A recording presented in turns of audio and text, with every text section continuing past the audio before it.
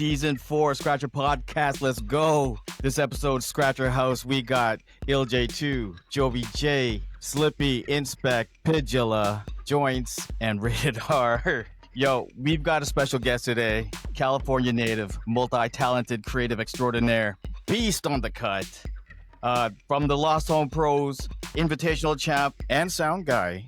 The 2025 Skratcher Wildcats champion, DJ Straps. Yo. There he is. What's up, guys? Bro. It's a pleasure to have. Thank you for having me. Yeah. Thanks for having us. Of course. Thanks for asking. Yeah. You know. Couldn't recognize you without the, your two birds on your shoulder and stuff. So That's part of the reason why I have these things, the Hayoris that I mentioned during the pre-show. As like one's this other one I have just off screen is a little shit shield for these monsters because otherwise they're just terrorizing. And sometimes if I don't pay attention, they just go on and every 5 minutes. But they're fun to hang out with. Some shit. Yeah, right. Hey, God damn it.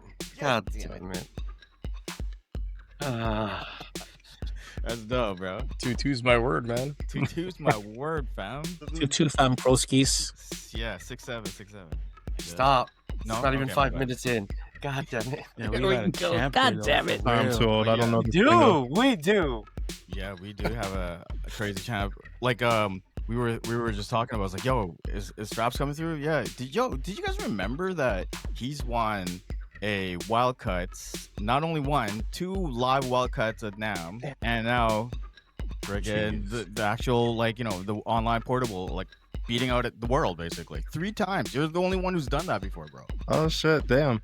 Well, I feel like I have a smaller pool when I'm at the actual NAM shows. I turned away just now because I'm like, I have the record still. I haven't found a nice frame that I wanted to put it up on the wall, but I have this other wall right in front of me that I'm trying to put a few things. Like I got the DJ Works Trinity that I'm still waiting to buy a frame for. I have a DJ Reyna when he was out here during NAM, something he was giving out as hey, remember me kind of things. It was like posters of himself and whatnot. And I was like, oh, that's kind of cool. I put that up. And then same thing with the plaque that I have from who was it? Was it 12-inch Skins or somebody else that I can't remember who did the actual? 12-inch Skins.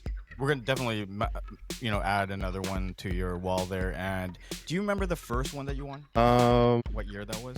I gotta look it up though. Was it not the year prior? No. It was 2 years prior because 2 years. Last year I had lost to the Kaharu brothers. I remember that's when Qbert was like, "Hey, he's passing by. You want to be a judge for this final round?" And then they were like, "Here, what could we do that's a little different?" And you're like, or Qbert's like, "I can beatbox." And I remember I taunted it and I was like, I was kind of an asshole. I was like, he did a beat. I'm like, "Man, do you remember what you did?" And he did the same thing. I was like, all right, no, okay, that was a dick move for me. I shouldn't have said that. That's on me. And he kind of got me because it took it was 4 of us. Sorry to kind of divert from your original question, but it was 4 of us. It was Dan 1, myself, and then we were like, it's Japan versus US kind of deal. And it was the Kaharu brothers. Dan got knocked out in the first round, and then it was 3 or 4 rounds until anybody got knocked out. It was probably the 4th go around, and Qbert's like, "Oh, you forgot that last little bit. Finally, somebody got knocked out." And I was like, he got me on that one. He's right. Yeah. But I think I want to say the year prior, it was 2023, if not 2022, when I had last won. Because that was summer NAM at that point, I think. It was a summer NAM. That's right. That was the first year back after a couple. Yeah, that was 23. Yeah. Wasn't it after COVID? Because there wasn't one in 2021, right? I think no. I think 21, 22 they skipped. 20 happened, 21 skipped. 20. Okay. Right. Yeah. Okay. And then ironically, you guys faced off each other at the NAM Invitationals last year. That's crazy. What was even crazier too is the 2024 Invitationals. I had got knocked out by the semifinals or something like that. I definitely didn't make it to the finals that year, but I lost to Haruto, and I talked to him right after our round. I was like, I don't know, dude. we went up at this round, and I've been losing to the champion every year, so that's probably you. And sure enough, he won, and I was like, oh, that's fucking dope. Yeah, it's not like an I told you so moment. It was like, hey, I told you so. Low key. But yeah, nah, that's what, like, I think this year I've won 3 battles. I feel like I've probably should have participated in a few more. Like I'm on, I think there's another one happening this week or something like that, or next week, right? It's like an online IDA. It's like an online one. I think IDA might have. No, they do. It is IDA. IDA has an online battle that they're doing. I think it's due the 29th. So You can do it. I'm tempted to. I'm really pressed for time right now because, like I said, I am leaving this Friday, and I don't know. I might not participate in this one, but I know next year I'm going to be going a little more all out for a few more battles. I've had a couple recommendations from a few friends that said that I need to participate in a few more things, and I definitely have to defend my at least try to defend my title next year at the Invitational. True. I'm looking forward to going up against somebody like Slippee or Ray if he decides to participate. Were you a judge this last year? Yeah, I was this year. Yeah. Yeah. Yeah. This year. My apologies. Yeah. I judged the battle this year. I wasn't able to make it out last year, so yeah, this year that was the one. Nice. Cool story, bro. Cool story, bro. Taking off from. I mean, a lot of suspense. What? He asked. 15-minute just break. responded. Yes, I did. I was there and had a good time. Yeah. I gotta say though, like, what's the deal with the AirPods, bro? Yeah, let's Yes. go. Yeah. So they have noise canceling. So I use it at concerts. I use it when I'm sessioning at Lotus's house, at the Hoptagon, when I'm at like any outdoor event. You'll just see me with AirPods in, and people are like, "Are you on a phone call right now?" I'm like, "No, it's just noise canceling." I only recently bought some like those squish tip things you can just jam in your head. But if I don't have them, I just default to my AirPods just to be able to protect my hearing, because otherwise I'm not gonna know if I'm doing good or not. Yeah. We thought you were on a call, legit, like an invitation. I was like, yo, yeah. this guy's just on a call, right? Or is he listening to another track right now? Is he getting feedback from the fucking booth to see if the mixer's up and running again, or is it dying? What's going on? The one that got me was when you were wearing them. Yeah, you had them. You had both of them on in the main room where we were at the Wildcats or the Fader battle. Yeah. And I was like, no, you can see me. I was probably talking to Mad Max. Is it Mud Max or Mad Max? Mad Max? Mad Max. Yeah, that's Mad Max. I was talking to him and I or somebody else. I was like, dude, no, hearing protection. Like these speakers are like right here. And I'm tall, so it's like it is like here to me. It's not like back here. So that thing is blaring in my ear, and I have to if my ears are gonna be ringing. Right. Same thing with like water. You'll see me with a water bottle, just drinking constantly, going over to refill it just to be able to keep my voice lubricated, because otherwise I'm gonna be scratchy. I'm gonna probably get sick from it or something. I don't know how that works. But yeah, health, protecting your health in a way, just for those two little things. Your body's a temple. Hell yeah, I respect, dude. Yeah. I learned that too. Should link you up with those free earplugs that they give away at now. So what was that booth out? Eargasm? Eargasm. Yeah, it's an Eargasm. Pioneer. But the problem with that though is that people won't know that you're wearing them, and they're just gonna keep asking you questions. You're just like, what? Because like with the AirPods, they don't say shit. Honestly, they really don't. People ask you one time, they're like, "Oh no, it's just honestly hearing protection." They're like, "Oh, okay, cool, smart." And then I'll see them do the same thing. That's how I'm You're like, rocking these today to commemorate you, bro. I respect it. Those are the V1, the version 1. The beta versions. Those are the iPod Classic ones. They came for free. Just held it on for so long. People don't know. Straps has a what do you call that? A computer guy on the other end of that, dude. Yeah, you're fucking up, man. You gotta do this. You gotta do this, man. Yeah, he's got a combo generator attached to his earbud. Yeah, like dude. he's telling him what cuts he's got to do next. Oh, like in WWE where you have the director telling you, slam that guy to the floor. I thought you were just listening to something to calm yourself and stuff because you had a lot of battles that day. I thought you were listening to this. No, and what's Enya and shit.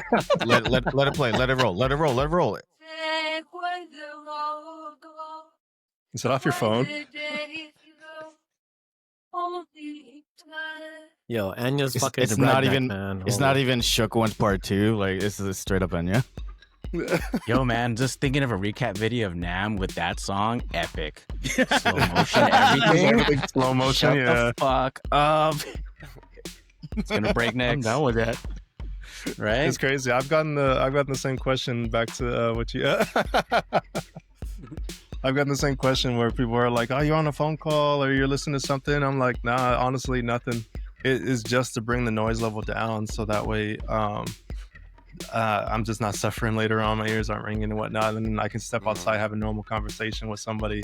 My wife was over doing the ticket booth and whatnot with Lotus's wife." And I can go over there like, "Hey, you okay? You guys need anything to drink? Can I get you water? Can I get you something else? Blah, blah, blah." And then like just going out and chatting with people. But also, to do tech support and shit like that, trying to solve all the sound issues that were happening. Honestly, like long story short, we need more Let's go. cables. We didn't have XLR cables for every single mixer, so we were daisy chaining them. Can someone break And down? Sorry, can someone break down what had happened? Like the last invitational. Like, can somebody elaborate what you were doing, or maybe you want to do it? Go ahead. I'll let somebody take over now. I probably talked too much as no, it it's is. all noise. No, it's all you. This is you, bro. Yeah. So we had like a Yamaha mixing board that was going to back a house, and that was our interface for everything on stage. So any microphone, I think we had a couple channels open. One for the beats that had like an S7 off on the side, and then it had all the beats like loaded into that with like a microphone connected. And then the second channel was just for like all three DJ setups on the stage. So we would have, let's say 1 and 2 were on the ends, and then 3's in the middle. It started at 1, went to 2, and then into 3. I think. I don't think it went like straight across. So if for whatever reason 2 went down, it killed 3. If 3 went down, it just died on its own. But if 1 went down, it killed everything. So we were doing stuff where there's like an audio protection circuit within the S11, and if it gets up to a certain decibel level, it would just drop it as like a protection circuit for the speakers. Compressor inside. Pretty much, yeah. It would drop it down to like negative 20 decibels or something like that, and then like slowly bring it up, and then periodically, as soon as it hits that bump, it would just drop it down and kill the mix for a little while. So I would have to disable those and kind of level out everything. And what's unfortunate is that half the time you go up there, people are like redlining their stuff, not knowing any better. So I was the one that was trying to go back up, fix some stuff. And if you look at like the last Haruto Straps battle, it looks like I'm over there trying to give him my record. That's what some people were saying. I'm like, no, I'm just doing a sound check real quick. And I'm in problem solving mode, not battle mode right now. So it's like low-key a distraction. So I'm not even stressed out about the battle. I'm like frustrated of all the nonsense that I'm having to deal with. And the battle's like, I was just having fun anyway. So I'm all good. It's not even on the mind. But yeah, we were running into that. Every other round, I would hear the sound cut out while I'm in the bathroom. Like, oddly enough, talking to like the venue owner about the sinks. I'm like, yeah, my dad actually just put these in his house. It is he's got these waterfall like faucets for his sinks and whatnot. I'm like, but I hear, where's Straps? I'm like, oh fuck! I had to run back over to the stage, hop up on stage like fucking Mario, and start problem solving. I was like, okay, turn that off, blah blah blah blah blah blah, and then pop back off stage. And then I remember having to deal with we had to do a mixer swap for Vect, because he has an internal rewire on his personal S11 to be able to get his guitar to work. I guess it's just a certain way that the audio was routed. So we ended up having to switch his mixer, and what sucks is we were still dealing with those audio issues by the time he had to perform. Everybody else at this point, we had solved a bunch of problems, and it was either the cables or this audio issue, and it still cut out his performance like 3 or 4 times. And I was like, God damn it. By the final one, I had just sat up on stage after it was the 3 of us, Haruto, Kaito, and myself, all went up on stage, performed the semifinals, and then the judges went all over to deliberate. Vex doing his thing, and like during his big crescendo where he has the guitar, it's like it's going out on him. I was like, oh, this is like the worst part. It's supposed to be build up, it's supposed to do all this stuff, and then it just interrupts his like the most important transition. Oh, shit. But I sit up there for the final round, and for the final instance of his performance, because I'm like, if it goes out again, I need to stay up here so I can solve it. So I'm sitting there with like my legs crossed, my knees up against my chest, and then sitting there like a little child listening to his performance, trying to be away from the top of the table so that way I'm not seen. Nobody's looking at me; they're looking at him while That's he's crazy. up on this ottoman that we had in the back room. We brought up on stage for him to stand up on so people could see his guitar.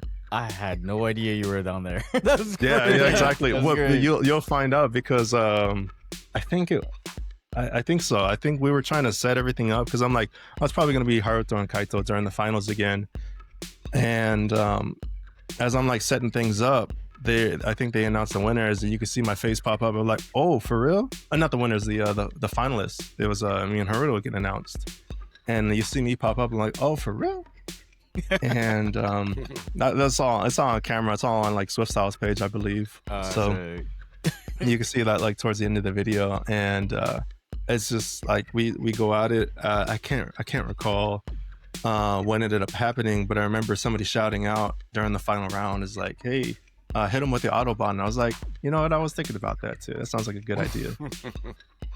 But it was funny. I don't know if you can hear it in the audio.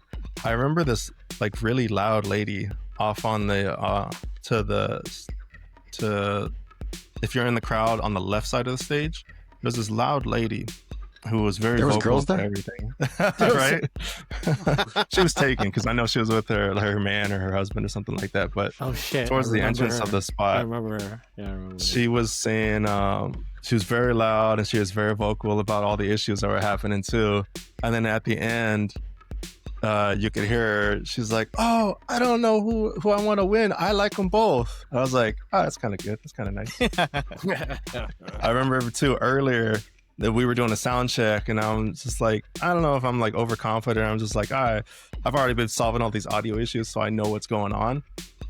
Everybody else is doing like a couple scratches, maybe a combo or two, and then you hear me just doing a and she's like, "That's it."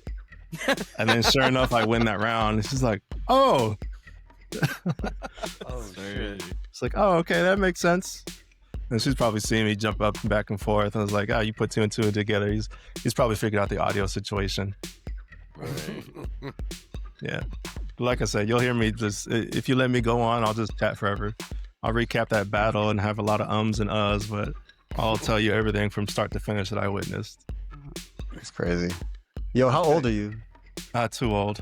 Some would say expired. Like, yo, 30. can we guess? Can we guess? Oh, you're Oh, yes, go ahead, You 30. can't even say that here. Yo, you can't say that. You here. can't say that here. You're not No, old. my Yo, apologies.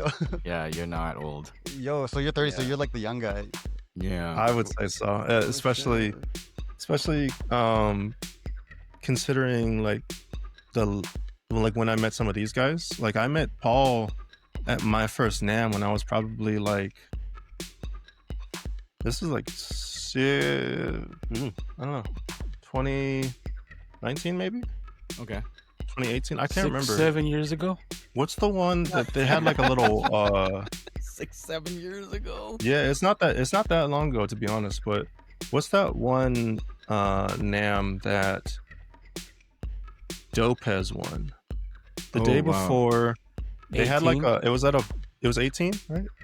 Yeah. No, it's been- Against Flip Flop in the brewery. In the brewery. In the brewery. I think it was 18 because I think was 18, 19. No, That was your, I think that it was your first NAMM? I think so. I think Damn. I think okay. 19. Okay. I think it was 19 because I think next year the flip flop won, unless there was somebody else who won. Because I remember it was them back to back. No, Flip Flop got it back. I remember after losing to Lopez. I think the year after. I remember we did like an outdoor venue one year right before that was 2020. Flip Flop had won. The year before, I think it was Lopez. I thought Ray won 2020, no? Yeah. Oh, Ray won 2020. That's right. I think that outdoor one was like The year after. That was Glenn, right? That was Genius. no, that was 23. When Wow, Glenn- 23 I was, I think, the first year that Nam came back. It was like non-January, right? Genius one. Yeah, it was like That was May 23. or something like that. I was like April, I think. Mm-hmm. Yeah. Yeah, it was a summer Nam thing. Mm-hmm. Crazy. Okay, but how old were you then? I mean, 30 minus 7, that's what, 23? Like Bro, yeah. early 20s then. Yo. But I was like super awkward. Huh? Yeah, wait. Let's go all the way back. When Yeah. did you start DJing? Let's go. And how Uh, did you get into it? How did you get into DJing? I tried to do DJing stuff like in high school. I had the idea that like music related stuff would be fun, and all because somebody I knew who was like a year older than me in high school was getting me music. He would just load my iPod every now and again with music that he would come across. Because I didn't use LimeWire or FrostWire or any of these other torrenting sites at the time.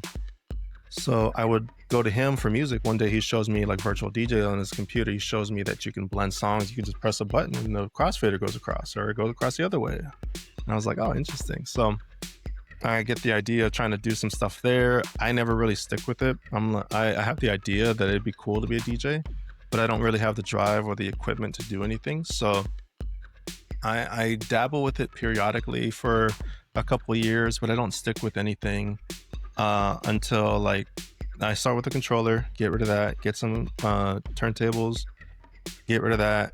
I got turntables again, and I finally stuck with it. I'm like, oh, you know what? This scratching stuff is really interesting me a lot more. I'm listening to how to set up a turntable, how to balance a record, combos, scratches. Even when I don't have equipment, I'm just learning and just absorbing some of the stuff on YouTube, because that's all. I didn't really know anybody in the craft. I know of people, but more like local names than elsewhere, because I didn't really follow too many people on Instagram at the time, other than like some occasional party people, again, local acts. But then I see stuff like people from Australia, people from Asia, and then a couple of people from the US, of course, that just like add a little bit of scratching into some of their mixes. And sure enough, I'm like, that stuff sounds kind of interesting. Then I learned how to look up videos on how to scratch. And like, I would say like 2015, 2016 is when I start like, you know what? I think I'm going to kind of pursue this. I'll stick with that for a little while. And I just decided to go solely into scratching. And I found that as like a more creative outlet than DJing. So I never really pursued DJing. I wouldn't say I can't DJ, but I can easily say that all you guys would be a better DJ than me. But I could hold my own with scratching easily. It's just like a different avenue I decided to pursue, because again, I found it a little more fulfilling to be a little more creative with manipulating some samples and sounds and whatnot.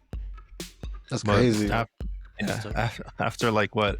So let's say 2015 at the earliest, up until I was being like a shy little fan at NAMM, at my first NAMM, just kind of introducing myself to a few people and saying hi. I legit went up to Paul, who I recognized, and I saw him with a few other people. I remember Jorik was there. I remember, I would say, I believe Eric was there, and there might have been like a couple other people. I know Mike at the time was there, and I recognized a few of the names. I had saw, oh, you're Mike, you're Wondercut, you're Paul, and they introduced me to Jorik. I'm like, Sorry, I feel bad, man. I'm not familiar. But I ain't nobody, man. honestly, I was like the outsider, and then I was like, you know what? Fuck it. If whether or not they like me or not, I'm gonna just go over to the turntables. This was like a little portable table, or a table that they had a bunch of portables on inside this hotel wing off on the side. There was just a bunch of DJs off on the walls, and there might have been one person off on the turntables. And I just decided to go up there. I was like, no, well, nobody's playing beats. I'll plug in my phone. So I played a Paul Skratch beat, and I just started scratching. People were like, "Fuck's going on over there?" Just turn around. Everybody comes over to the table and starts jamming out. Now that there's actual beats going on the table. I think it was kind of like right immediately after NAMM, people were trying to hang out with one another and try to just chat it up and whatnot after walking the show floor for the day. I think it was like a Thursday or something like that, or a Friday. How did you get down with LTP? When? How? Kind of just showing up enough when invited to Lotus's house. I started off my first thing because of Matt. Undercut showed me that what is it? Trying to think what the group was called. But Zala had just put out Black Tuesday. It was Zala and a couple other people, Stunts. They all put up Black Tuesday, and they did like a release party for that. I go to this like vape shop. They have tables. There's like the Kurtiques there, like all these people that I look up to, and they see me and they're like, "Oh, this guy's pretty all right." So every now and again, like Matt's telling me about the other stuff. I see NAMM. They're like, "Hey, you want to come out to this thing, that thing?" And then after a couple instances, Lotus invites me one day. He's like, "Hey, we're doing like a birthday thing." That's probably like the second or third time I've been to his house at this point. But they're like, "Hey, we're doing a birthday thing. You want to come over?" And as we have like the occasional smoke break, they where we just like open up the garage, take a lap out to the front, and then just kind of kick it and talk after like constant scratching for like an hour or so. He's like, "Okay, so we wanna ask you." I'm like, "Uh-oh, what's going on?" Like, "We want to ask you if you want to be part of the group." And I was like, "Oh, for real? I didn't think I was that good, but okay, sure, thank you." I couldn't tell you what year that was. It might have been 2019, because his birthday is in April, so it must have been like 2019, maybe 2020. I'm not 100% sure, but I could have swore that I went. I'd be able to find the date, I'm sure, but I've probably only been in the group like 5-6 years. Dope. Hey, Jovie, want to ask your question, Jovie? How did you get your name, man? Yeah. Jeez. There it is. Well, hold on. I'll let you fill in the gaps. What's so? Every episode, Jovie asked the guests how they got their name, and yeah, that's just what it is. But is it not an interesting question, guys? It No, is. that's fair. It It's is. not- It is. You know what I mean? At least you're not like flipping the subject and cutting off the next. Yeah. Cutting shortcut off Yeah. mid sentence. That's why I wait for my cue now. See? I can learn. No, that's fair. After a lot of like dissatisfaction with like made up names, I was like, well, I mean, in sports, everybody calls you by your last name. So my last name's Lestraps. And I'll just, like you'll see on my Instagram, it's LA Straps. It's just how you would pronounce it, La Straps. Because everybody was like, shit. oh, Lestraps No, that's or dope. Lestrapes. That's dope. Oh, Or that's other dope, man. stuff. That Yeah. works. That works. Honestly, it makes it a lot easier. I know a lot of people just do their name or stuff like that. Because I remember Chris Carnes was one individual that stood out to me as like, how do you go around introducing yourself as, "Hi, I'm Vajra"? No, it's like, "Hi, I'm Chris. How you doing?" So I was like, "Oh, Straps." I feel a little more natural than making something up and saying like, "Oh, hey, what's up? I'm DJ Boobs." Yeah. Shout Call out, your Ray. boobs the entire time. Yeah. Hey, what's up, guys? Nah, it feels weird. Like when people say, "Hey, it's Rayted-R," I'm like, "What?" Like I'm just like used to just being called Ray. Mm-hmm. So No, it's no, kind of like, exactly. It's like I'd rather be more satisfied with the name, and like people make it up and will do something that's either a little silly or maybe it's an homage to something. Other times it means nothing. It's just something cool that they came up with. I was like, I feel like it's a lot of the reasons why with some of my styles, like if it's not authentic, I don't really feel like it represents me, so I won't represent it. Speaking of style, where do you get your style from? Everybody, inspiration from anybody and everybody. So it's either the music I've listened to, but another thing that comes to mind is like Qbert, not specifically his style, but what he said is that when you practice, my goal was to listen to the music and pretty much freestyle. If I were to vocalize some raps or something like that on this beat, how would I want that to sound? It doesn't matter what I use to get there, but if it sounds nice, that's essentially what I'm looking for. So as the beat's going, I'm like, oh, this kind of like has like a certain rhythm to it. It's like a bouncy rhythm, or it flows nice, and that's how I kind of get my rhythm. And then I'll study with either other people in the craft, or like I have in the past, YouTube videos, Instagram videos, and either they'll do a tutorial, or I just like the way it sounds and maybe I don't use the same combo, but the same kind of like the amount of sounds and the speed of it, I'll kind of emulate that in a certain way and make it my own in some ways. But I mean, everything's kind of like a imitation of another thing. There's like you could say there's nothing original. There's something I don't know. You could like mad philosophical with that nonsense, but that's not here nor there. But it makes sense though. Yeah. I love that, dude. Like I feel like when I think about my cuts, it sounds like someone that's mute and shit. It still makes sense and shit, but you know, I'm just being stupid. Disregard. I'm being stupid. But yeah, no.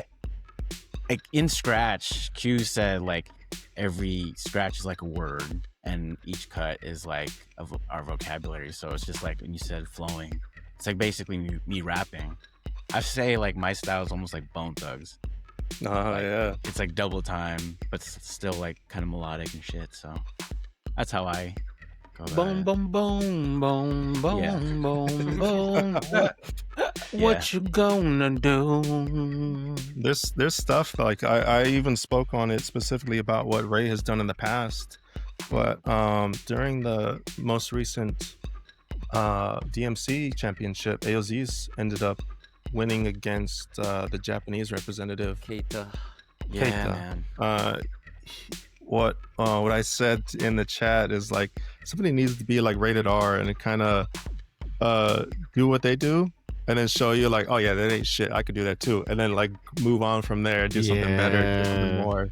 Like Ray has like the perfect follow-up kind of battle scheme. Yeah, thanks, man. 100%. Appreciate that, and it's not intentional. Too. I hope you guys know that. It's like it's a smart play because it doesn't require as much of a build-up from yourself. You immediately just pick up where the last guy left off, continue, and then being able to just use that momentum to continue on. Q&A. That's a too far QA. Yeah, for sure. That is exactly what I say, man. Like, from that battle, it's just me feeding off their energy. That's all it really is. Just trying to be better. Suck the energy right out of them. Yeah. He's absorbing it. If I'm leading, though, it's different. Yeah. If I'm leading, though, then it's just kind of like free for all. Just kind of do you at that point. And see if they Speaking can of keep up. Q&A, who's your sparring partner right now? Right now, nobody specifically, but what I do is I go onto the Werebee app. It's like a group chat app, kind of like Zoom, kind of like this, where we all just like hook up our setups, and I have mine. I use the camera that I'm on right now to actually kind of be a webcam for the setup, and I don't necessarily spar with anybody because I live too far away from anybody to spar with. Most of the homies are in LA. I'm like in Riverside, so I'm like at least an hour away from most people.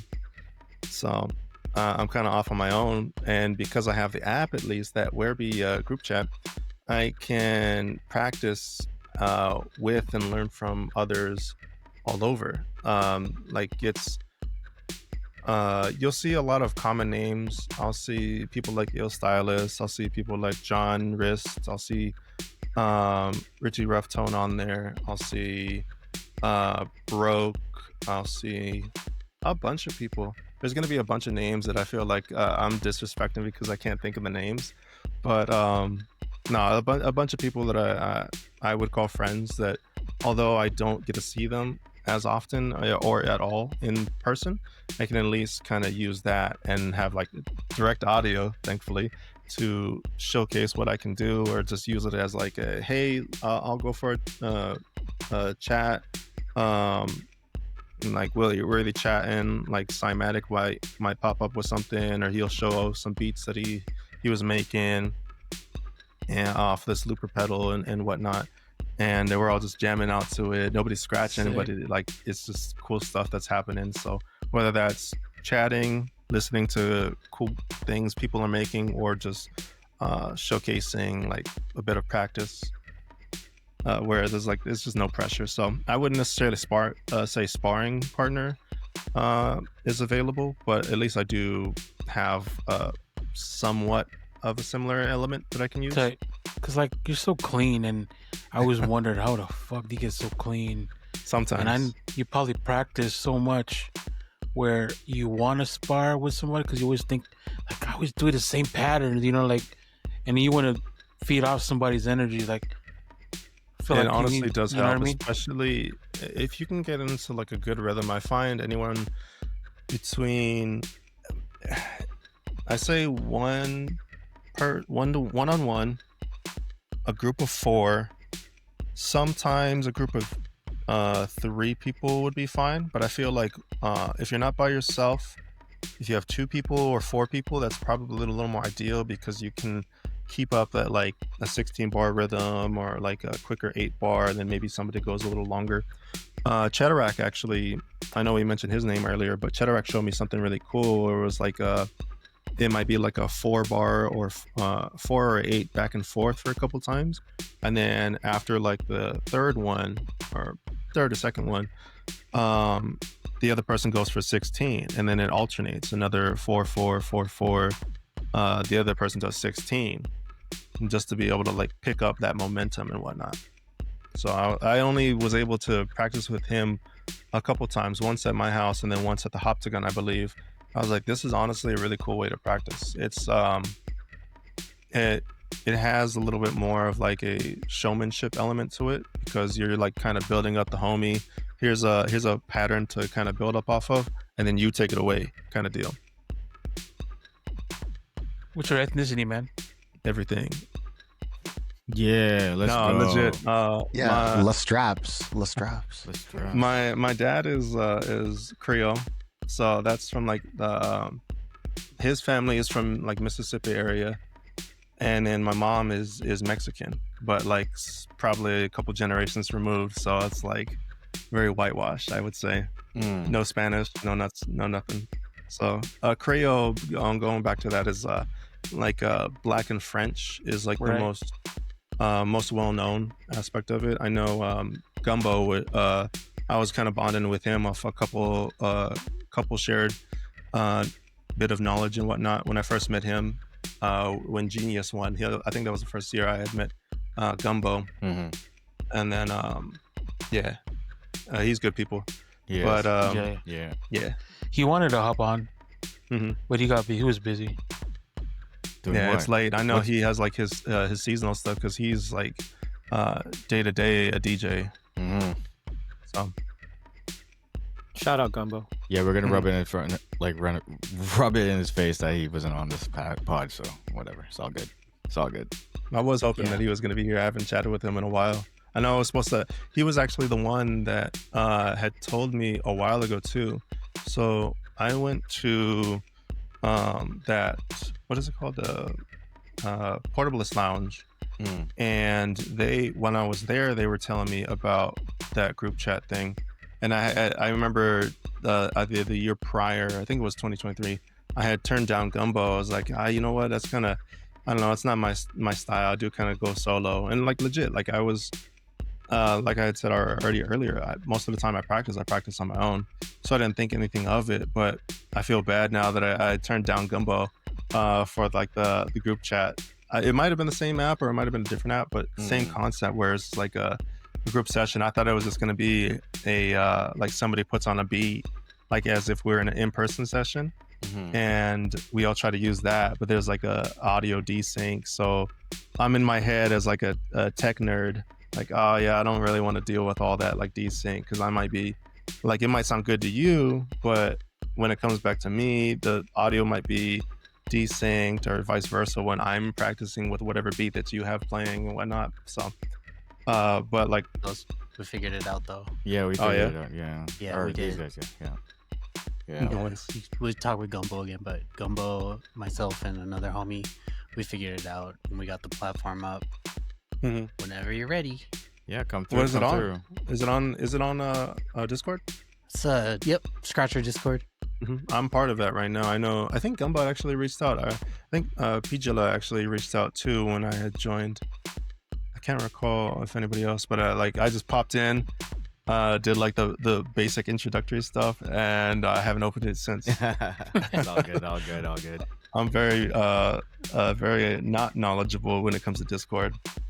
Not many of us are, and so there hasn't been much going on. We're gonna make a push soon, get everybody educated on it. I'd be down to take part in the Skratch room. Dope. Yeah, that'd be dope.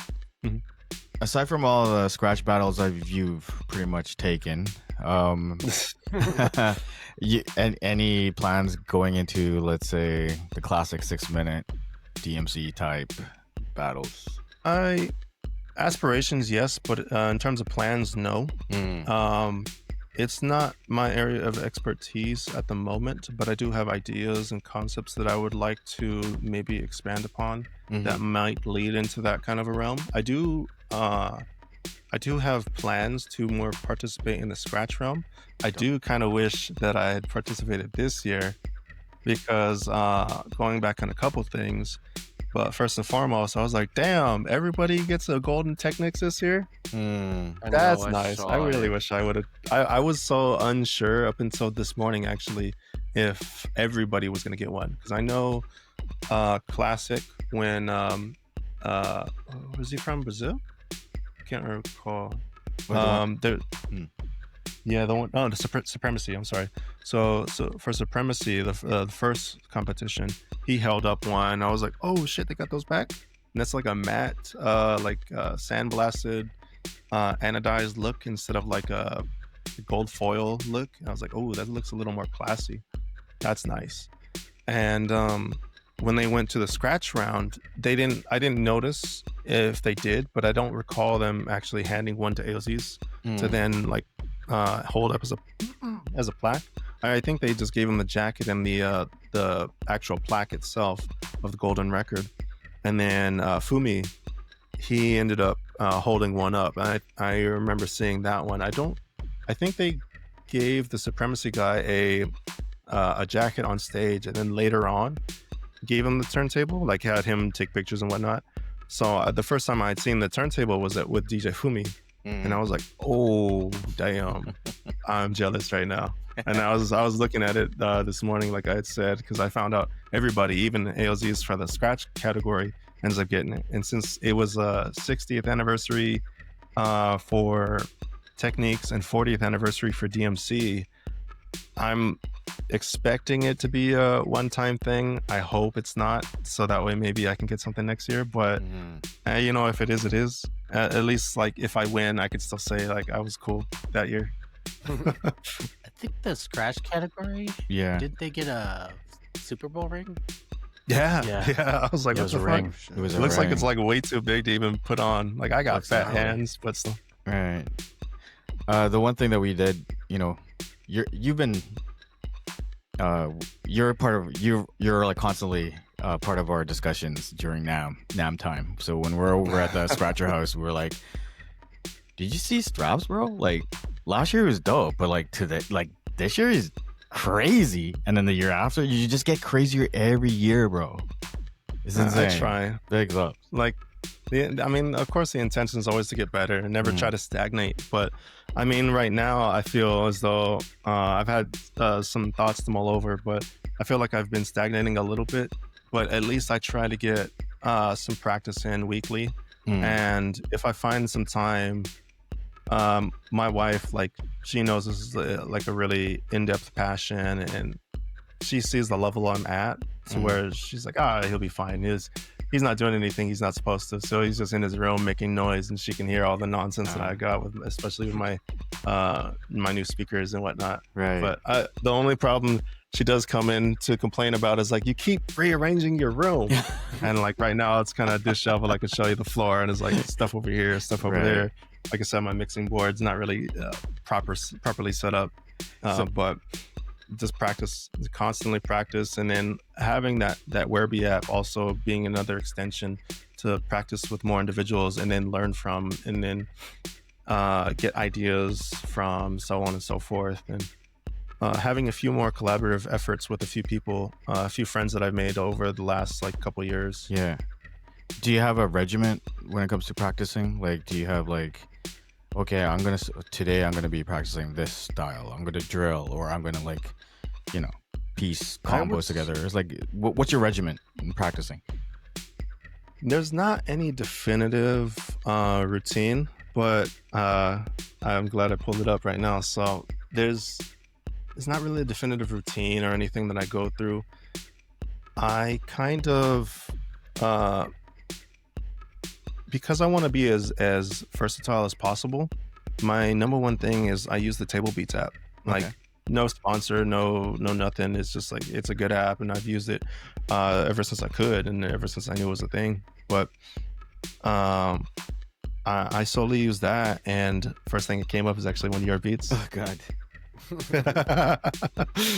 But like I mean, I've mentioned this to you before, but like, you're definitely one of the people I seek out in terms of loopers and beats and whatnot. I do really enjoy your art. There's a lot of options with the BPM range, and a lot of stuff that's actually in to my, I would say, default preference in terms of the BPM ranges I'm best at. But again, I try to. You've said this to me in person before, and now every time I work on beats, though, I have to think about, like, it's like, okay, what's he gonna like? It's just basically like catering to you now, bro. It's like, damn, okay, cool, romantic, dude. Yeah. Honestly, we get the Skratch. Back to this, like the Skratch bromance is real. Yeah. Thank you. The only thing I do on is that I find is kind of necessary is shuffle. So within the Table Beats app, I just hit the shuffle button and then scroll through until I find something that sounds good that maybe I haven't listened to, or maybe I just haven't listened to in a while. I'll save some of the stuff. Like, I use all those favorites down at the bottom and whatnot. But beyond that, there's nothing really definitive. I try to hone.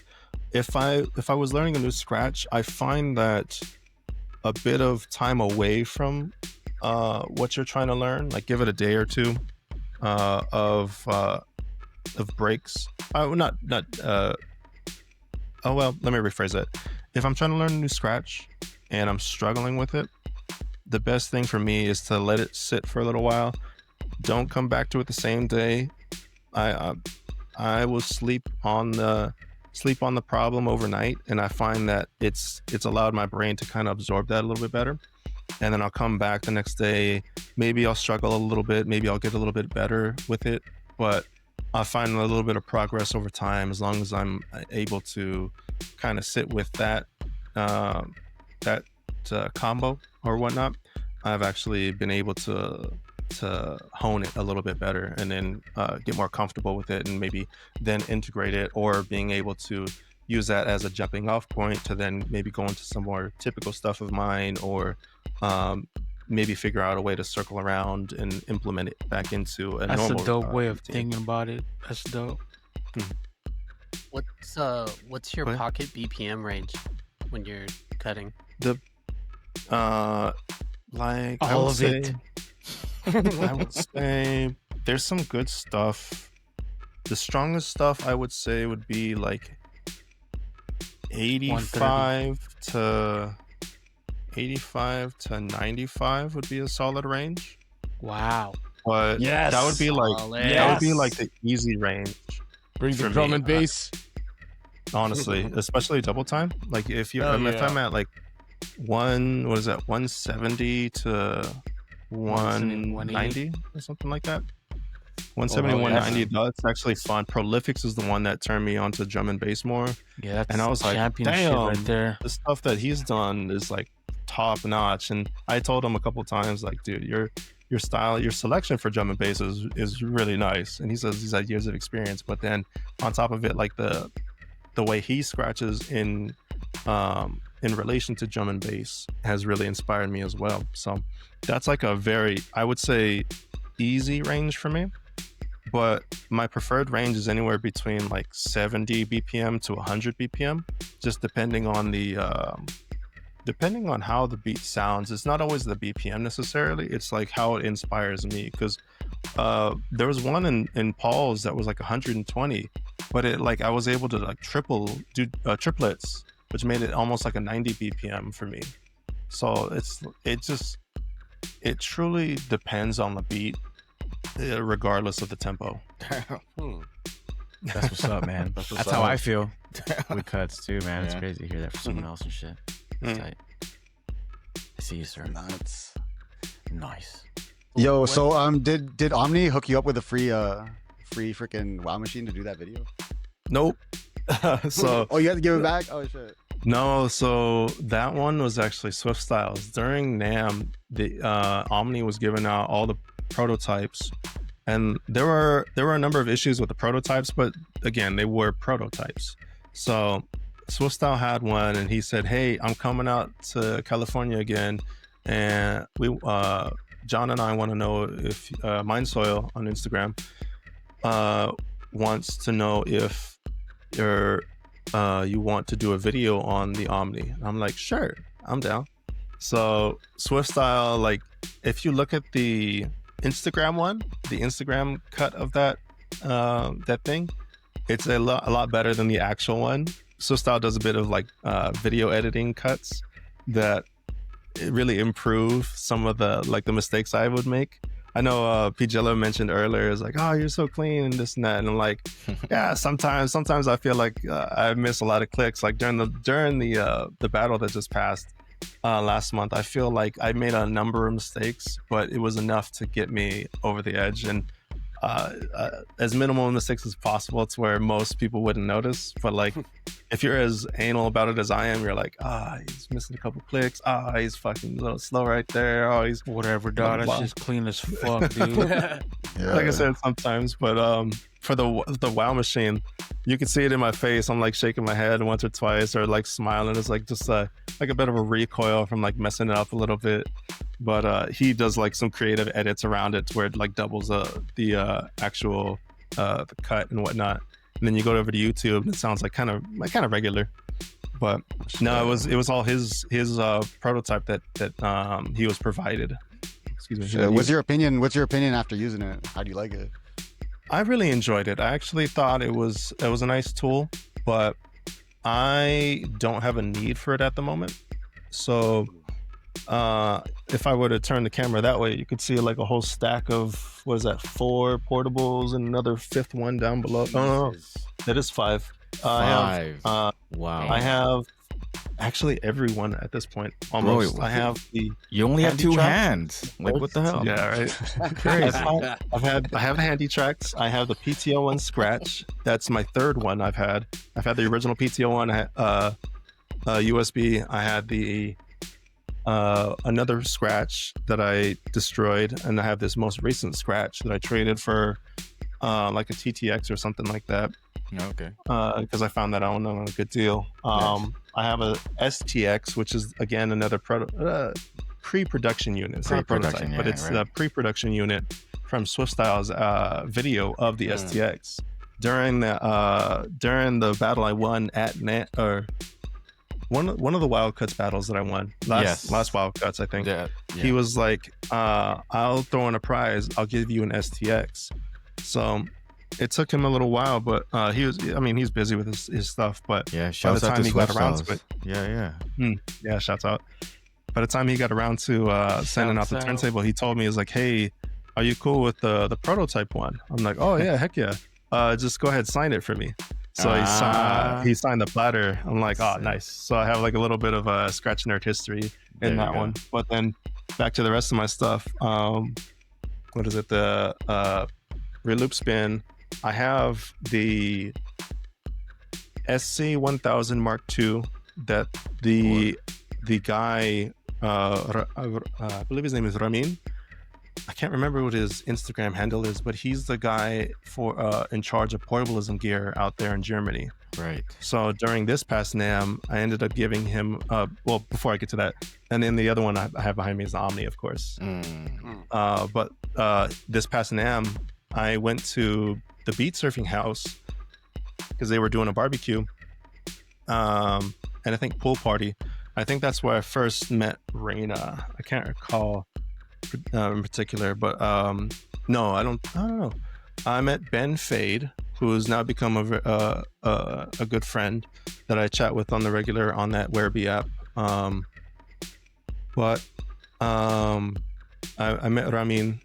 He was telling me about all this stuff, and I was just like chiming in with a bunch of nonsense that I know, and just chatting about like distribution, sales, and whatnot, and different things here and there about all kinds of stuff that you wouldn't expect me to know about, like business and equipment related stuff. And he's like, "Oh, do you have your own business out here?" I'm like, "Nah, I'm just a nerd, so like don't even worry about it. I was just an enthusiast." And he was still super excited to talk to me and whatnot, but then later on, I was scratching with him and a couple other people. I don't remember if Swords and CTMB were there yet, but they were kind of all staying at the house. And but Ramin was over at a hotel over in Anaheim, and that house was like in Van Nuys, so it's like an hour away, and it's already late. They were Eric from Beat Surfing was like, "Hey, I don't know if it's all right with you, but would you be able to like drop off Ramin like at least part way along the drive or something like that? Like he can kind of like Uber the rest of the way." I'm like, "Oh, he's not really from here, so I just take him. I don't mind." So I took him all the way to the hotel, and I thought it was really nothing.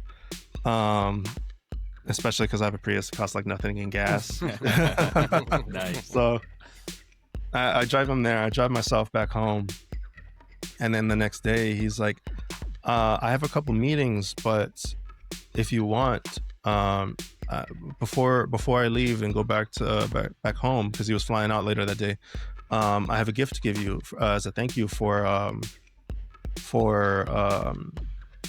taking me back to the hotel. And I'm with Ben this whole first day in NAMM.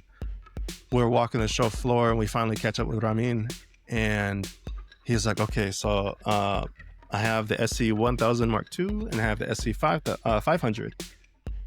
Which one would you like?" I was like, "You sure?" Ben's over here like, "He'll take the 1000. I'm like, "I'll take the 1000. So that's how I ended up with it, and I've used it a bunch, and it's actually a wonderful tool. It's part of the reason why I don't feel a need to go out and buy the wow machine. The wow machine from Headache Sounds. Mm-hmm. The only gripe I have with the SC1000 is the micro USB. I'm very much a stickler for abandoning that cable. I want everything USB-C, all the things. I want to be able to charge one cable for all my devices, laptop, camera, phone, so on and so forth. So the more I can, the more I'll avoid products solely because it has that. So just like nerd nonsense that honestly it doesn't matter, but it's just The little Kind of things. does though. It kinda does. Yeah. It does to me. So, but So, Straps, I- being on the gear tip, everything back Mhm. there in your studio, what's your favorite piece that you have? should I get it? Basically, what would Sure, you hook up. save in a fire? Yeah. Ooh, I've really consolidated a lot of my gear. I've had so many turntables, so many mixers. Right now on the table, I have what is it? There you go. 2300 Mark II. So that's the one with the J arm, the Pro arm as well. So it's silver and whatnot. It's not the first one that I would save. The next to that is a black Mark I. Down below is my white Mark II. That's the one with the orange buttons and whatnot. So I think that's the same one you have right behind you, Jorik, or is that the other Mark Is? I think those are the Mark Is. He doesn't even know. Yeah. Oh, you do? Yeah. Okay. I had a pair of Mark Is, and he was one of the only other people I knew who own the Mark Is in white. Yeah, no, they're the Mark Ones because they're still silver. Yeah. But these are actually from Japan. Same. They're not. I have no converter on it. They're just running on whatever voltage we have. Oh my god, That's crazy. I've had to convert. Like I manually converted my own and a couple other people's Vestax turntables. Most recently, I did OJ Silos's, who then sold his 3000 to Lo-File, and then Lo-File reached out to me. He's like, "Hey, I heard you fix this other one that I bought recently. Can you fix this other one that I got?" I'm like, "Yeah, I got you." Because that way you don't have to use the converter. But it's super easy on the Mark IIs. It's a little more involved on the Mark Is, but it's legit like a 5-minute job on the Mark IIs versus like a 30-minute job on the Mark Is. But I think the black one. I'm pretty sure that one's from Japan. The white one for sure is. The other two white ones were. I think that's it. I think I've done like 4 or 5 of them, and then I did one for a video. I don't think it's out yet, but it's one of the white ones. Yeah, I So don't think you guys it's out got yet. JDM Vestax tables? Yeah, 100%. No, Shit. 100%. The white ones I've owned over the last couple of years have all been from Japan. I'm almost certain this black one was. I think it was like $100 plus shipping. So, That's what's up, man. excuse me. Yeah. But back to the question, I would say the only piece of gear I would truly save is my purse. I'll get it right before. Un momentito, por favor. So you put the elevator song. That's the Oh, 08. it's the 08. It's an Yeah. 08. Oh my Wait, never mind. God. Nice. God. Yes, Oh, wait, my bad. clean. Oh shit. Yeah, that's If cool. you look at it, there's like a bunch of stuff that like it looks OEM, but most of what you see is not. So the feet for one thing are different because I knocked them off and some of them were already removed. But I think this one might have been a Frankenstein. Sorry if you can't hear me. This one might be like partially a Frankenstein unit because I got it off of an estate sale on eBay for like, I don't know, like $80. The guy wanted a little bit more. I'm like, with what's missing on it, plus all the stuff I'm gonna have to buy for a power supply for one is already expensive as it is, like 100. Looks like a plus 07. dollars. Exactly. So the whole idea was supposed to be OEM plus, and you can see all the faders and knobs are silver and black instead of black and silver. So it's an inverted color scheme, and you can see the actual Q Master Session auxiliary receive are all. It's actually not the right cap. It's a standard D-shaped knob, like the rest of them. And I just kind of jammed it onto the spline, like the original 06 style stems. But like the toggle switches are a custom made one from Mixer Remix. The faceplate itself is a custom one from Mixer Remix, and it's supposed to be a reproduction of like a super limited run of these silver faceplates. I think there's only a few people I've ever seen videos with the original Vestax copy, this is like again reproduction. So the original one is a silver bottom, a very light aluminum, and like a matte black upper. I know somebody who has an original lower, but they had no idea that the upper was replaced as well. But back to all the other customizations, like everything that would be black on here for like the faders and knobs, again, silver here instead, because it has like it looks OEM. Like it looks original. Yeah. All the faders in terms of their styling and whatnot. Like these are all original Vestax parts. And instead of buying another mixer to then feel bad about when I take all its stuff from, I'm like, oh, I'm gonna have to like pretty much bring that one back to life. I decided to just get the knobs and caps instead of buying a full mixer to then salvage parts from. So that's the one thing I would keep. And then like I'm very meticulous about my faders, so if I feel like they're at all off in terms of their cut in or their feel, I'll spend some time taking it apart and then actually delve into personalizing it. Yeah, honestly. I mean, honestly. like, what's your go-to fader? What's your fader choice? I mean, lately the Pioneer easily. Pioneer is definitely like out the box. For the crossfader, no problems. I can hop on that very comfortably. Nice. Everybody will have like a custom weight. I just throw it down to the lowest weight and have fun. I used to start at the halfway point, like the 12 degrees, and I was like perfect. But after a while, I'm like, you know what? Some people were complaining about them. Like Swift Style has completely blown out the tension adjust on his. It's like it's useless on his thing. I'm pretty sure he mentioned that during his interview. But I was that fool like, blasts that shit all the way. Yeah, and I've picked up that same habit from him too, where you just like slap it with one of your fingers and it just like hits the other wall. Maybe it bounces off or it cuts out the sound completely. That's if you have poor it set up fader. that way. Yeah, that's crazy. So I don't smack it. You can hear it sounds painful when he smacks his fader. Oh yeah. But Oh yeah. I don't smack it that hard.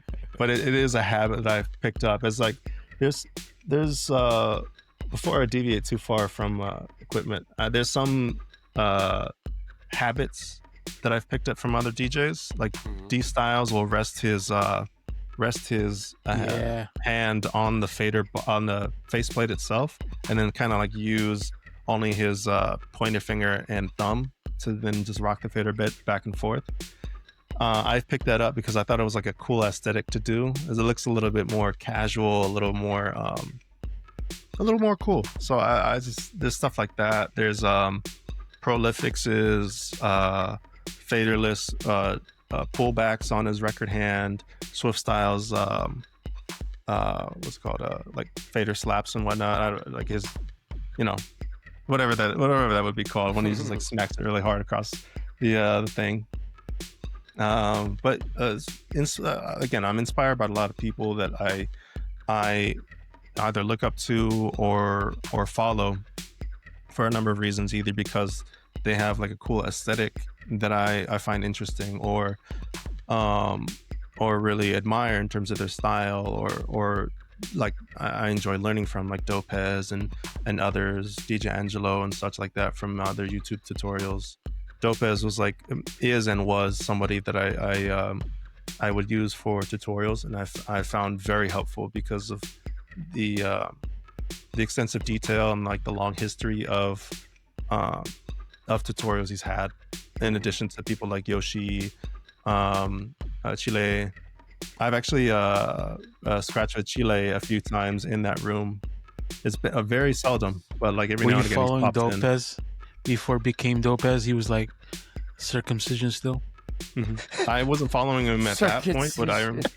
No, I'm serious. That was his name. Wait, what? Circumcision. Oh my It's God. like a play on the term circumcision. Okay. His name was Circumcision, I believe. Yeah. Okay. I didn't think anything of it at the time. I told him like one of these last couple NAMs, like, oh yeah, I thought it was I didn't think it was a reference to circumcision, but it's like that whole early 2000s, late 90s in your face kind of shock value value style. Yeah. But I mean, you have like ball gag breaks, you have STD breaks and stuff like that, like of that kind of generation that he was inspired by, I'm sure. But yeah, like I said, I was like, it was one of those oblivious references that I didn't understand at first. It's like, oh, that makes sense why you would have changed your name. Okay, no, I get it. Yeah. It's a little more brand friendly. Who do you think is one like the dopest cutters out there right now, besides yourself? Top three.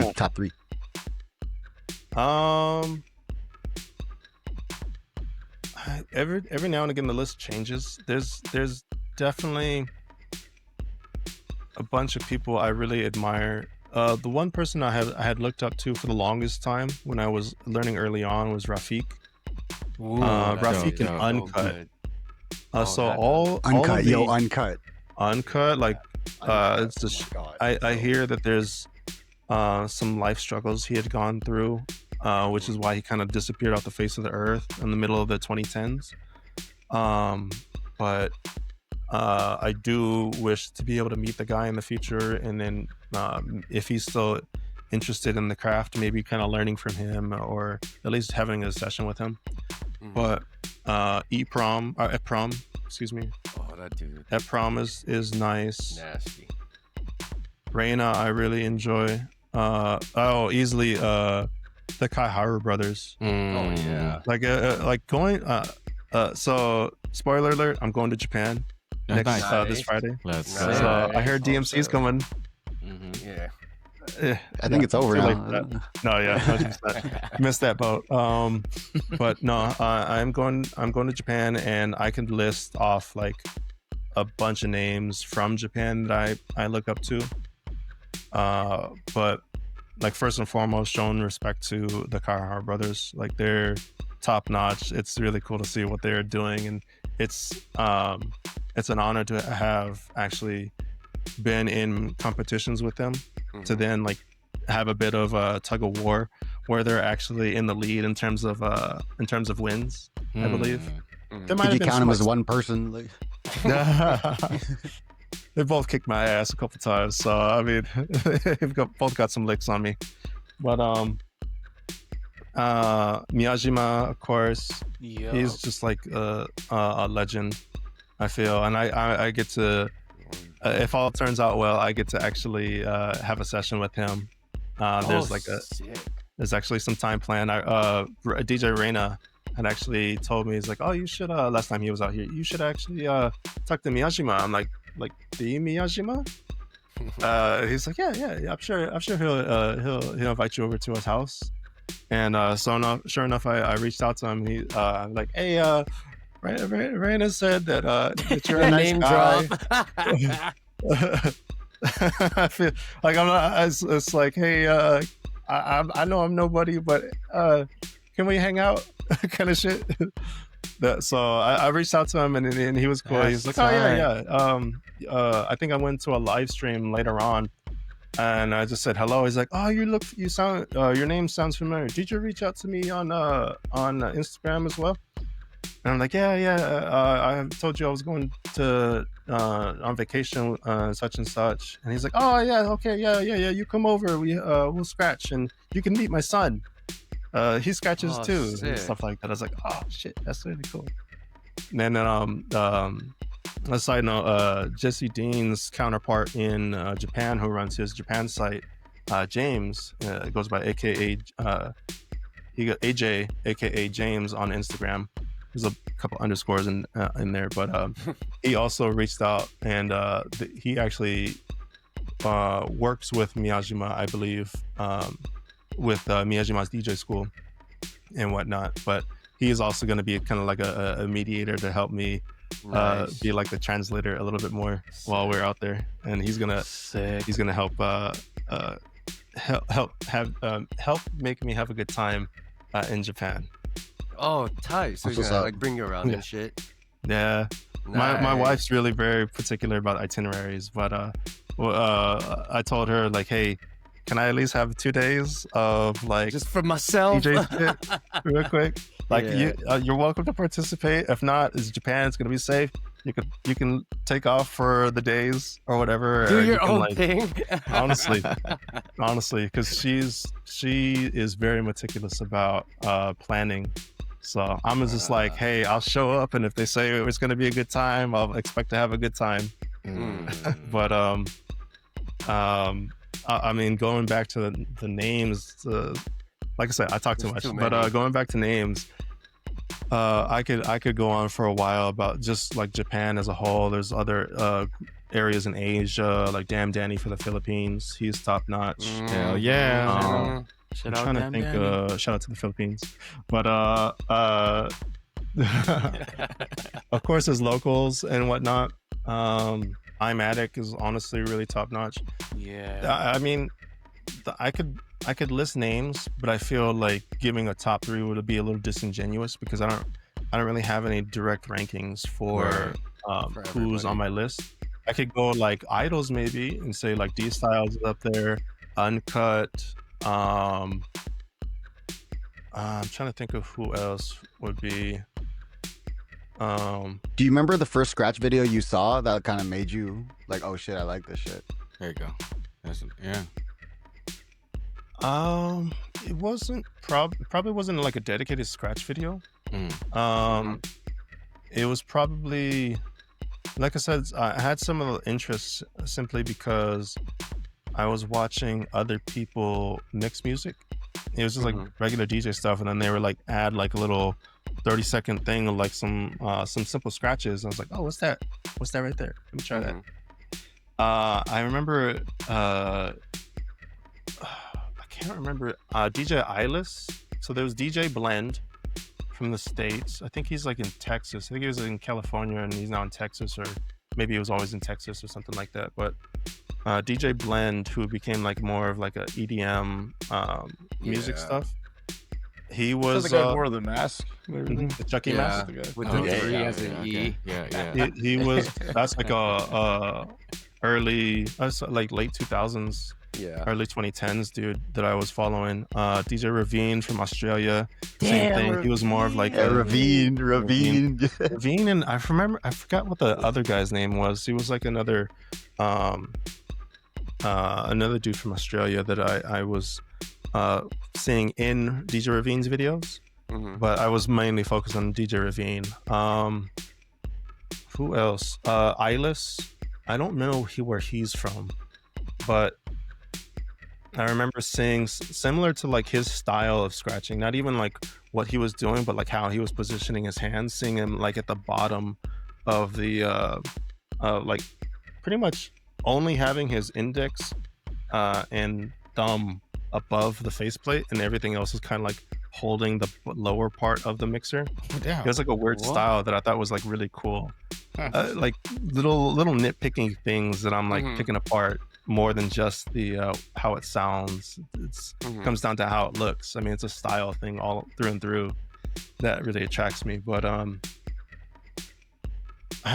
it was amongst them when I had found like the earliest video of like what inspired me to then want to pursue this as like a craft. Man, shout outs DJ Ravine, man. I forgot about that guy. DJ Ravine. He's still, I think he he's was still big on the scratching. Sure. Yeah, crazy. And he's mixing jump style at the time. Fuck. So good. I have to ask though. You were, I mean, it's incredible. You've met all these people out throughout the years, and you get to meet your idols. You get to meet all these people that are in the same, I guess, skill set, even under you. So when you battle, right, like going to battles, I'm gonna circle back around. When you first started, because you said you practice by yourself a lot, you don't really have a sparring partner, you're out the ways. How are your nerves? Like just what runs through your mind when you start battling for the first time, and then how has it changed over time to now that you get to walk amongst your peers? It's a very good question. It's a mix of things, I would say. It comes down to the atmosphere. Like if I'm having a good time, then it's less of a worry of just like, hey, I get to see all these people I either look up to or I follow, regardless, that I feel they're on the same level. and whatnot, and I get to be inspired, learn some lessons, whether that's actually during the participation of the battle, or just like being a spectator amongst like what's going on. In terms of like the nerves, like even now, like nerves still get to me for sure. Like I can feel the nerves that I was going through just listening to, if not watching, the videos on YouTube of like the battles in the past, like the first invitational at that club that we've been at the last couple of years. Like I can feel the nerves. I can remember a lot of what was said, a lot of what was going through my head. I remember going up against Flip Flop in that battle, and I had brought a lot of my own gear, like that 08 that's up there. That's a white 08. That's my first white 08. I've had like 5 08s now. I sold a black one. I sold a white one. I bought another white one. I bought another black one. I bought another black one. And then the most recent one was modded. The white one was sold to OGC Los. The original one that was in that video is sold to Beltran. Beltron, excuse me. That's the one at the Bay Area right now. I think we were. Yeah, we saw that. 100%. If you look at the faceplate, it's got those that clear skin on it around the faders. Yeah, sweet. That was me. Like I put dope. that on there just so that way I don't scratch out white paint. That mixer's a hoe. Yeah, everybody jumps on that thing. It was nice when I gave it away, and I know he had added a few more touches because there was some stuff, like I know it didn't have some of those small fader caps for the EQs and the balance. Beltron. Yeah, 100%. I feel like we need Carfax for mixers. Honestly, mixers and turntables. Who gave you? I have a detour story for that I'll come back to later, but we gotta have you like, back, bro. We gotta have you back. Yeah, We do. There's just too much to talk about. But I do want to ask. I'm sorry to interject. Who do you think, like when you battled, who gave you, or in your opinion, gave you the best run for your money?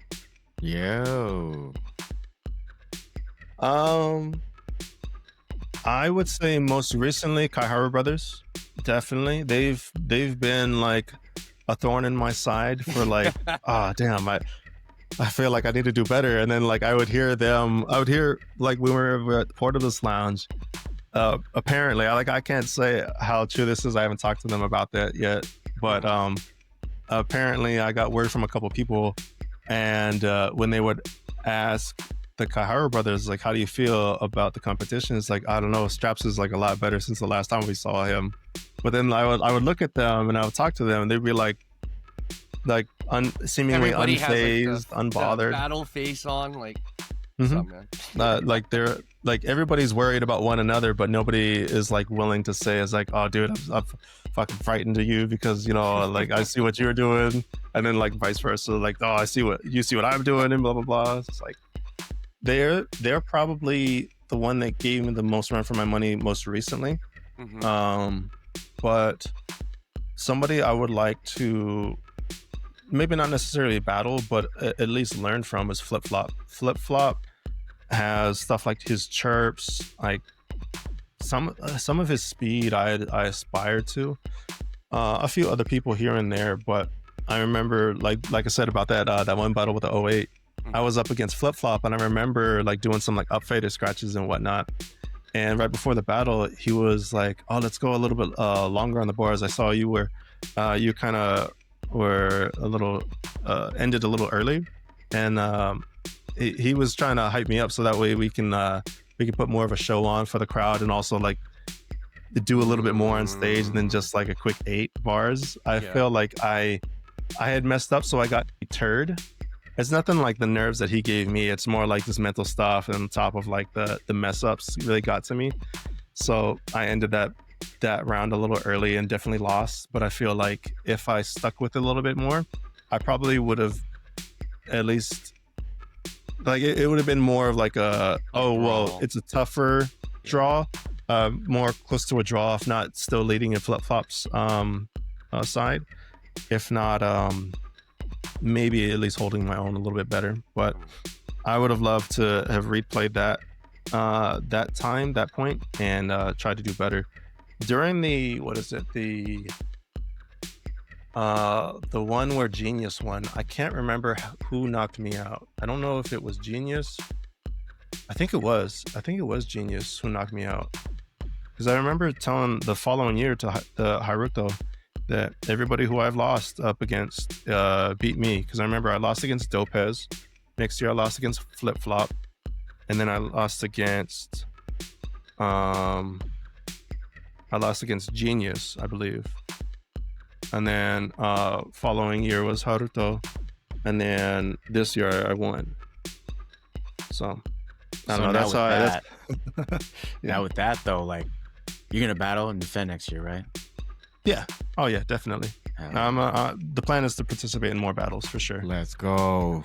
And what else are you planning to do next, battle wise, or if we can convince the people in charge over at DMC for maybe a US Skratch competition, then I will participate in that. At least a what's it called, a nationals, if not a world. I would like to at least to be recognized. Let's go. That's the one. Said here. Release we were the waiting, Kraken! man. Release the Kraken! This year we were watching and we were like, oh, why is the US not in this? That's true. Damn. It's another thing. But whatever it is, you know, it's all good. I think that's what the wild cards are for, right? That's what. If you didn't have a region, your country didn't have a region, you do it there. Crazy, it's like that, but yeah. I'm hoping for something, but that and maybe some more IDAs. Also, thought I know Cheddarak and a number of other people. Ramin mentioned it the other day for DMC, Cheddarak for IDA and whatnot. They're all like a bunch of people are telling me about different battles, different opportunities and whatnot that I'm like overlooking or not participating in. That I feel like I should, just to be able to, if not get my name out there, at least like hone my skills a little bit more, just with a bit more competition, especially in person if possible. Again, definitely invitational. Like I said, I already set some time aside from work to be able to not only hang out with everybody, but then be serious and actually battle and whatnot, hunker down and practice a bit more. Dope, man. Dude, it's crazy to see like how you evolved throughout the years, seeing you like at NAM and at the cut sessions. Like, bro, like you've blown me away, man. It's crazy. Yep. Salute to you, man, for fucking being such a killer, dude. And I'm just excited to see what else you do, man, with this craft, bro. Thank you. I appreciate it. Most importantly, thank you so much for taking the time out of your important thank you, bro. day. Damn. Yes, sir. For coming Thank out you, to do the thank you. podcast with us, man. It was dope chopping up with you and get to know you more on that level, man. Because like when we see, it's always in passing, but yeah, it's fucking. I mean, no, 100%. Happy to be able to participate in this. I know, like I keep saying, I'm gonna chat your ear off if you let me. But you better off cutting me off now, so we have a part 2 later. Yeah, definitely gonna have part 2. Yo, we have to have a part 2. Yeah, we do. Yeah, definitely. Man. We're gonna bring you in and with the rest of the crews, the fellas from LTP. Yeah. So yeah, that'll be great. For sure. Yeah. I feel like you'll have a stacked list of people. It'd be like a whole bunch of like tiny little icons because there's too many people in here. Dude, it's gonna look like a character selection screen in Street Fighter. Right, Street Fighter. Honestly. Yeah. You know what I mean? Yeah. And then Chris is gonna be doing that dance the entire time. God damn it. He's feeling good about it. I'll dance with him, man. You gotta have some rhythm and shit. Yeah. But yeah, dude. Let the viewers know where they can find you, bro. At LA_straps on Instagram. I think it's the same thing on YouTube. If not, it might just be straps. I can't recall, but you'll see my face. I look all more or less the same thing. White shirt, necklaces, curly hair, glasses, nonsense. Yeah, shout out to the man who has straps hidden in places you can't see. Yeah. Real quick, shout out to Source for most of the profile pictures I've used over the years. He's the one that inspired me for black and white, and he's also the one that